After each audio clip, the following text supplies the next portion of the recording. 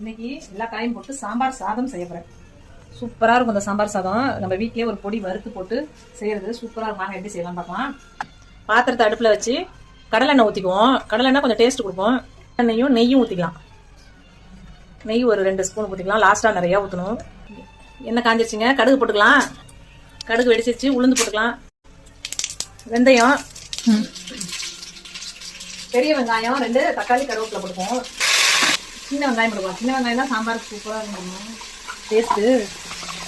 சின்ன வெங்காயம் போட்டுக்குவோம். பச்சை மிளகாய் 2 போடுவோம். தாளிக்கிறதுலேயே போட்டால் டேஸ்ட்டாக இருக்கும். மறந்துட்டேன். அதையும் போட்டு நல்லா வதங்கிடுச்சு. எல்லாம் நல்லா வதங்கிடுச்சுங்க. இப்போ நறுக்கி வச்சிருக்க காய்கறி எல்லாம் போடுவோம். எது செஞ்சாலுமே நல்லா டேஸ்ட்டாக இருக்கணும். நல்லா வதக்கணும். ஃபஸ்ட்டு வதக்கி நம்மளோட கைப்பக்குவம் நம்ம வதக்கிறதுல தான் இருக்குது. நல்லா வதக்கிக்கிட்டு நல்லா சுருள வதங்கி அதுக்கப்புறம் காய்கறியை போட்டு மனசுல ஒரு சந்தோஷத்தோட எல்லாரும் சாப்பிட்டு நல்லா இருக்கும்னு சொல்லணும். எங்க வீட்டுல இந்த சாம்பார் சாதம் செஞ்சோன்னா எல்லாருக்கும் ரொம்ப பிடிக்கும்.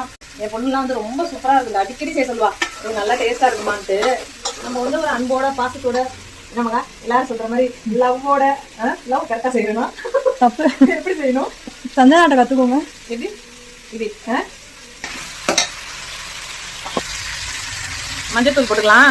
போட்டு நல்லா வதக்கிட்டு சூப்பராக சமைச்சு கொடுத்தோம்னா பிள்ளைங்கள்லாம் நம்மளை ஹோட்டலுக்கே கூப்பிடாதுங்க. விரும்பி சாப்பிடுங்க பிள்ளைங்க. இப்போ கொஞ்சம் தண்ணி ஊற்றிடலாங்க. தண்ணி ஊற்றி நல்லா வேக விட்டுடலாம். காய் நல்லா தகன்னு பார்க்கவே அவ்வளோ அழகாக இருக்குது. நல்லா வேகட்டும். அதுலேயே அதுக்கு ஒரு மசாலா வறுத்து பொடி பண்ணிக்கலாம்.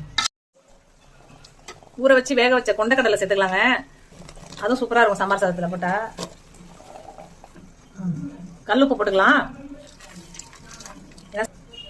சாப்பாடும் வேக வச்சிருக்கோம். பருப்பும் அரிசியும் வேக வச்சுட்டேன். அதையும் போட்டா உப்பு கரெக்டா இருக்கும். மூடி வச்சிருவோம். இங்கிட்டு சாம்பார் சாதத்துக்கு தேவையானதை வறுத்துக்கலாம்.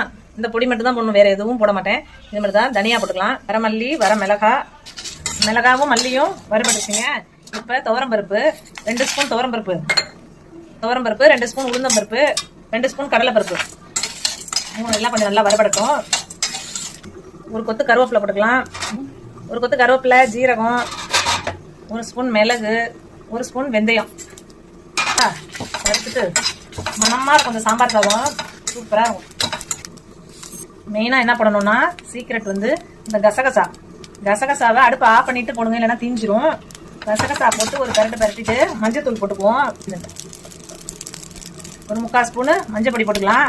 அதே மாதிரி பெருங்காயமும் கொஞ்சம் தாராளமா பெருங்காய பொடி போட்டு நல்லா ஒரு பரட்டிட்டு பவுடரா நைஸா அரைச்சிடலாம். காய் நல்லா வெந்துருச்சுங்க.